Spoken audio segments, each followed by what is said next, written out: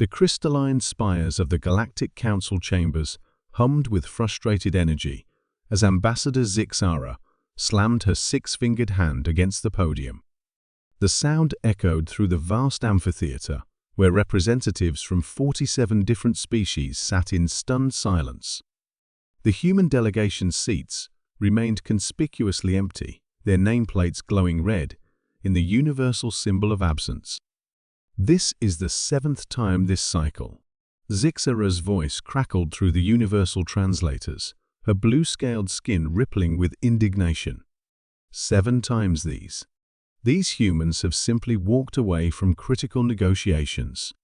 High Counselor Threndok, a massive creature resembling a cross between a mantis and a tree, clicked his mandibles thoughtfully. His ancient eyes, compound and multifaceted, reflected the chamber's bioluminescent lighting as he reviewed the holographic records floating before him. "Let us examine the pattern," he said, his voice like wind through autumn leaves. 3 months ago, they walked out during the trade route standardization talks when we suggested their ships were inefficiently designed. 2 months ago, they left the Cultural Exchange Summit when Ambassador Veltar commented that human art lacks sophisticated mathematical beauty. Last month, interrupted Councillor Quinsta, her tentacles writhing with barely contained amusement. They departed the Military Cooperation Conference when General Krixoth called their tactical approaches charmingly primitive. Dr. Elena Vasquez had been the lead human negotiator in that particular disaster. Threndok remembered her clearly, a small, dark-haired woman with eyes that seemed to hold entire galaxies of patience, until they suddenly didn't. She had listened to Krixoth's condescending analysis of human warfare for exactly 14 minutes and 37 seconds before standing up. "General," she had said in that peculiarly calm way humans spoke when they were anything but calm, "we didn't claw our way to the top of our planet's food chain and then reach for the stars by being charmingly primitive. We did it by being adaptable, innovative, and absolutely ruthless when necessary. Since you seem to consider us such quaint little creatures, perhaps we should withdraw and let you handle the Void Wraith incursions on your own." The Void Wraiths had been tearing through Outer Rim colonies for months, and human military responses had been the only thing slowing their advance. The general's mandibles had clicked nervously as he realized the implications. But Elena had already packed her briefcase and was walking toward the exit, her team falling in behind her like a well-oiled machine. At the door, she had paused and looked back over her shoulder. "Oh, and General, that charmingly primitive tactic you were criticizing, we call it thinking outside the box. You might want to look it up." Now, as the Council faced yet another emergency session, the absence of humanity felt like a missing tooth, constantly noticeable and increasingly problematic. "Perhaps," suggested Ambassador Morgeth, his gas form shimmering with diplomatic uncertainty, "we have been somewhat tactless in our approach to our newest council members." A collective gasp rippled through the chamber. The suggestion that the ancient, sophisticated members of the Galactic Council might have been tactless was nearly heretical. Zixara's scales flashed indignant purple. "Tactless? We have offered them the wisdom of 10,000 years of civilization. We have shared our advanced technologies, our refined cultures, our superior methodologies. And they have responded," Threndok observed mildly, "by consistently outperforming our expectations while ignoring our advice." The uncomfortable truth hung in the air like a bad smell.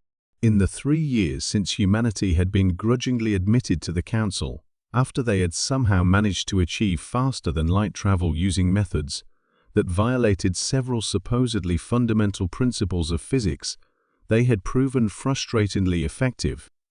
Their ships were indeed inefficiently designed by galactic standards, but they were also nearly impossible to destroy, held together by something humans called hope and duct tape that worked better than it had any right to.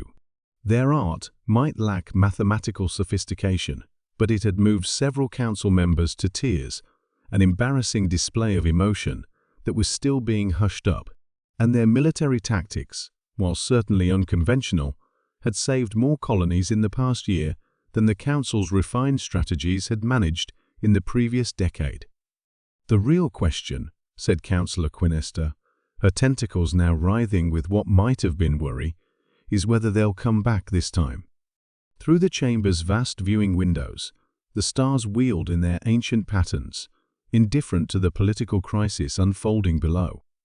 Somewhere out there, humanity's small but growing fleet was doing something.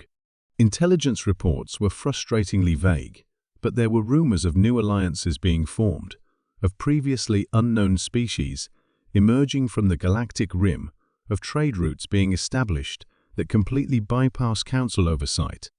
"They always come back," Zixara said, but her voice lacked its usual conviction. "They need us." Threndok's compound eyes focused on a particular point in space where Earth's sun would be, if it were visible from this distance. He had studied the humans extensively since their arrival, trying to understand what made them so different from every other species the Council had encountered. Most civilizations, when faced with superior technology and ancient wisdom, showed proper deference. They accepted their place in the galactic hierarchy and worked to earn the respect of their betters. Humans, however, seemed to operate under the bizarre assumption that respect was something you gave freely or not at all, and that their relative youth as a spacefaring species didn't disqualify them from having opinions about how things should be done. "No," he said finally, his voice carrying the weight of revelation. "I don't think they do need us. I think we need them." The chamber fell silent, except for the soft humming of the crystalline spires, and the distant sound of Zixara's scales, turning a pale, shocked white. "The void wraiths are still advancing," Threndok continued. "The outer rim colonies are still crying for help. Our trade routes are stagnating. Our cultural exchanges have become stale repetitions of ancient patterns, and our military strategies are proving inadequately predictable against new threats. Meanwhile, humanity keeps solving problems we can't solve, making friends we can't make, and finding ways to do impossible things." He stood, his massive form casting long shadows across the chamber floor. "Perhaps," he said, "it's time we stopped trying to teach them how to be like us, and started learning how to be more like them." Outside, the stars continued their eternal dance, and somewhere among them, humanity continued to do what it did best: improvise, adapt, and prove that sometimes the best diplomacy was knowing when to walk away.